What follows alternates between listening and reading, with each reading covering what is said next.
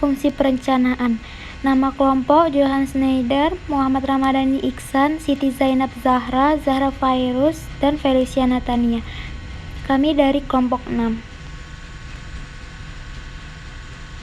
Pengertian perencanaan. Perencanaan secara garis besar diartikan sebagai proses mendefinisikan tujuan organisasi, membuat strategi untuk mencapai tujuan itu, dan mengembangkan rencana aktivitas kerja organisasi.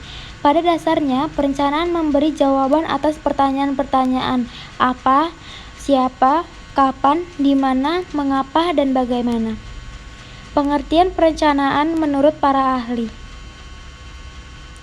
Menurut Gard and John berpendapat bahwa perencanaan adalah suatu proses pemilihan dan pengembangan pada tindakan yang paling baik untuk mencapai tujuan.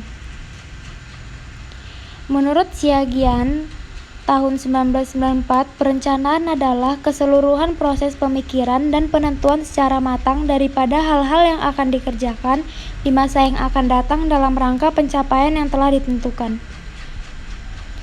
Tahap dasar perencanaan. Yang pertama, menetapkan tujuan. Perencanaan dimulai dengan keputusan-keputusan tentang keinginan atau kebutuhan organisasi atau dayanya secara tidak efektif. Kedua, merumuskan keadaan, tujuan, dan rencana menyangkut waktu yang akan datang. Tahap kedua ini memerlukan informasi terutama keuangan dan data statistik yang didapatkan melalui komunikasi dalam organisasi. Ketiga, mengidentifikasi kemudahan dan hambatan. Kekuatan dan kelemahan serta kemudahan dan hambatan perlu diidentifikasikan untuk mengukur kemampuan organisasi dalam mencapai tujuan. Keempat, mengembangkan rencana. Pencapaian tujuan tahap terakhir dalam proses perencanaan meliputi pengembangan berbagai alternatif dalam proses pencapaian tujuan, penikin alternatif-alternatif tersebut, dan pemilihan alternatif terbaik di antara berbagai alternatif yang ada. Perencanaan yang efektif. Yang pertama, tetapkan alasan perencanaan, mengapa kita melakukannya, dan apa manfaatnya. Kedua, tetapkan misi perusahaan atau organisasi. Ketiga, lakukan SWOT, Strengths, Weakness, Opportunities, dan Threat Analysis. Tetapkan sasaran jangka pendek dan jangka panjang berdasarkan hasil analisis. Kelima, tetapkan sasaran jangka panjang berdasarkan misi. Keenam, menetapkan sasaran berdasarkan skala prioritas. Ketujuh, menyusun rencana untuk mencapai setiap sasaran. 8. Melakukan review setiap kuartal untuk mengukur kemajuan. Tipe-tipe perencanaan. Perencanaan strategi. Kebutuhan jangka panjang dan menentukan komprehensif yang telah diarahkan. Menentukan tujuan untuk organisasi, kegiatan apa yang hendak diambil, sumber-sumber apa yang diperlukan untuk mencapainya. Contoh perencanaan strategis untuk perusahaan: rencana strategi pemasaran, rencana strategis IT, rencana strategi untuk lembaga non-profit, rencana strategis untuk bisnis. Tahap perencanaan strategi. Yang pertama, penentuan misi dan tujuan. Kedua, analisis lingkungan untuk mengidentifikasi peluang dan ancaman. Ketiga, penilaian diri sendiri untuk memanfaatkan kekuatannya dan untuk meminimalkan kelemahannya. Keempat, pengambilan keputusan strategis. Keputusan strategis kemudian dibuat dan dievaluasi. Kelima, implementasi dan pengendalian strategi. Prinsip manajemen strategi. Yang pertama, perencanaan strategi merembes. Seluruh tingkat manajerial akan terlibat di dalam manajemen strategi dengan berbagai cara tertentu.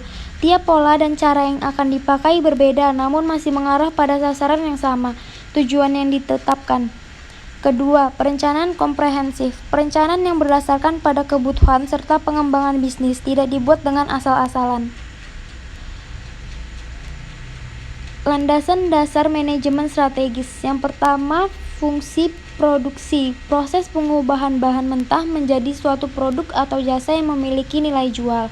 Kedua, fungsi pemasaran untuk mendapatkan informasi dan membeli produk yang dijual. Ketiga, fungsi keuangan memberikan nilai tambah terhadap aset-aset yang dimiliki perusahaan.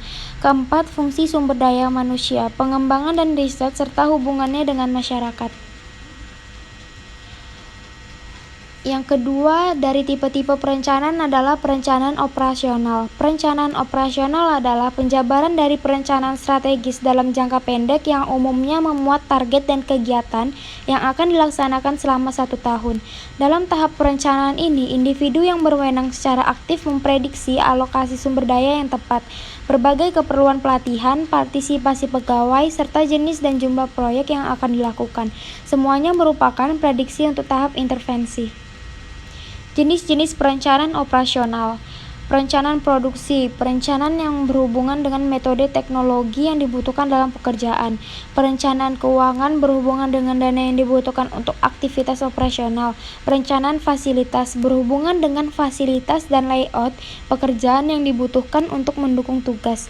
Perencanaan pemasaran berhubungan dengan keperluan penjualan dan distribusi barang atau jasa. Perencanaan SDM atau sumber daya manusia berhubungan dengan rekrutmen, penyeleksian dan penempatan orang-orang dalam pekerjaan. Aspek perencanaan operasional. Yang pertama, analisis masalah.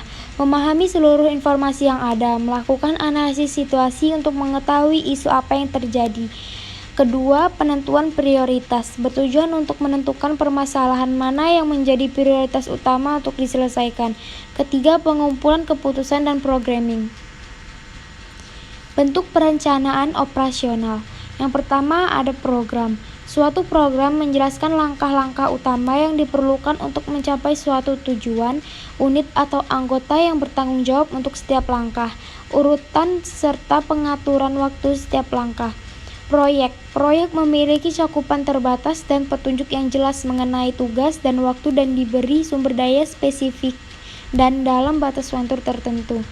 Anggaran. Anggaran adalah pernyataan tentang sumber daya keuangan yang disediakan untuk kegiatan tertentu dan dalam waktu tertentu juga. Anggaran menentukan target aktivitas seperti hasil penjualan, biaya tiap bagian, atau investasi baru. Tingkatan strategi yang digunakan organisasi. Strategi korporasi. Tujuannya pengalokasian sumber daya untuk perusahaan secara total. Strategi ini digunakan pada tingkat korporasi. Yang kedua, strategi bisnis. Strategi untuk bisnis sesuatu produk lini. Strategi ini digunakan pada tingkat divisi. Strategi fungsional. Mengarah ke bidang fungsional khusus untuk beroperasi. Strategi ini digunakan pada tingkat fungsional seperti penelitian dan pengembangan sumber daya, manufaktur, pemasaran, dan lain-lain. Sekian dari presentasi mengenai bab fungsi perencanaan. Terima kasih.